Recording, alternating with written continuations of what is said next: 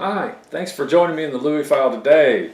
Today I'm going to talk about something that when I started to ponder over this topic, it got bigger and deeper, and so I think it might be several videos coming. I really don't know, but the topic is based on two verses really in Philippians chapter 2. So I'll just start by reading those.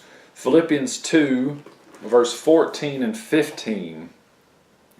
Actually, maybe through 16, but it's, do all things without grumbling or disputing, so that you will prove yourselves to be blameless and innocent, children of God above reproach in the midst of a crooked and perverse generation, among whom you appear as lights in the world, holding fast the word of life, so that in the day of Christ I will have reason to glory, because I did not run in vain nor toil in vain.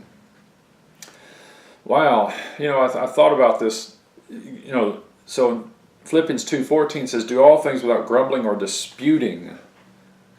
All things without grumbling or disputing. All right, so I use the New American Standard Bible here. This one has served me faithfully for about 9 years now, and it's been great.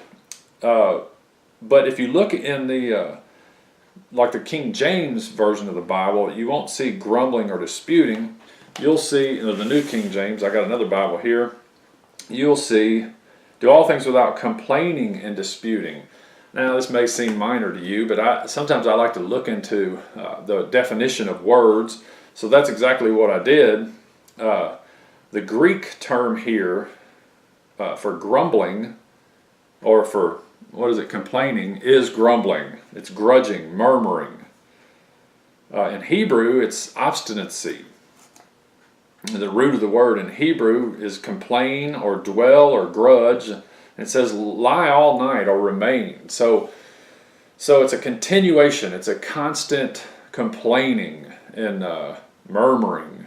We all from time to time have things that we complain about. I don't think that's exactly what it's saying. I think what it's saying here is to live your life in general without grumbling and complaining. Don't stay there.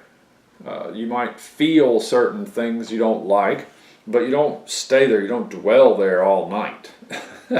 If you back up a little bit and you read the verses prior to this in Philippians 2, you'll see that what the author here, the Apostle Paul, is telling us is to have the same mind that was in Christ in us. Have that same mind in us. And he starts off in Philippians 2:3, he says, do nothing from selfishness or empty conceit, but with humility of mind, regard one another as more important than yourselves.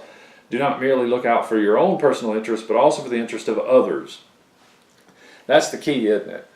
A lot of times when we're caught up in our own selfishness and we're looking at our own motives and what we want for ourselves, that's when the complaining and murmuring happens, because we have our own particular ideas and viewpoints of how things ought to work and how they ought to operate around us at our workplace, in our home, and yes, even our church.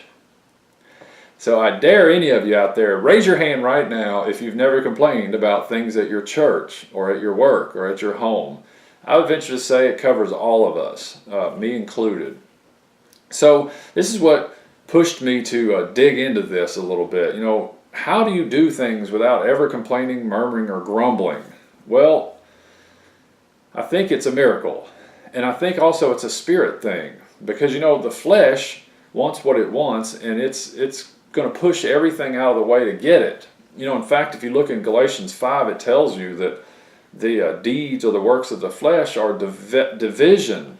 Let me just look at this real quick. Galatians 5, verse 19. Now the deeds of the flesh are evident, which are immorality, impurity, sensuality, idolatry, sorcery, enmities, strife, jealousy, outbursts of anger, disputes, dissensions, factions, envying, drunkenness, carousing, and things like these. I think we could put murmuring and complaining in there. They are the flesh on display.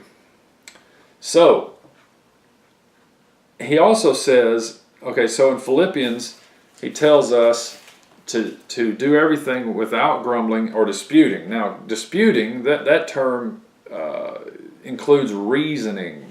In other words, don't get caught up in your head trying to reason out everything, But when you know God is leading you in a certain direction, you just do it without trying to understand all of it all the time. And this does not mean that we're not reasonable people. Peter tells us, I think it's in 2 Peter, he says, always be prepared to give a reason or an answer for the hope that we have. Let me just look at those verses real quick here. 1 Peter 3, verse 15, he says, but sanctify Christ as Lord in your hearts, always being ready to make a defense. And this is also sometimes used the word reason. A defense to everyone who asks you to give an account for the hope that is in you. But he says, yet with gentleness and reverence, and keep a good conscience, so that in the thing in which you are slandered, those who revile your good behavior in Christ will be put to shame.